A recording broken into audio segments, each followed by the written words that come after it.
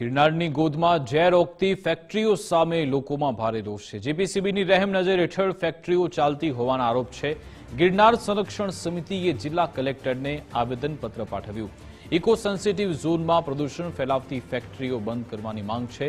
કેમિકલયુક્ત પાણી જમીનમાં ઉતરવામાં આવતું હોવાનો આક્ષેપ છે। કેમિકલયુક્ત પાણીથી સ્થાનિકોના આરોગ્યને ગંભીર જોખમ છે। ફેક્ટરીના ધુમાડાથી પક્ષીઓ અને વન્યજીવો પર પણ જોખમ છે। ગેરકાનૂની પ્રવૃત્તિઓ પર તાત્કાલિક રોક લગાવવા માંગ કરાઈ છે। ગિરનાર ક્ષેત્રનું જે પાણી બગડી ગયું છે, કેમિકલયુક્ત પાણીઓના કારણે જે પીવાનું પાણી, વાપરવાનું પાણી બગડી ગયું છે, તે બાબતમાં આદરણીય કલેક્ટરશ્રીને આવેદનપત્ર આપ્યું છે અને વહેલી તકે આ ફેક્ટરી બંધ કરવા માટેનું વાત કરી છે।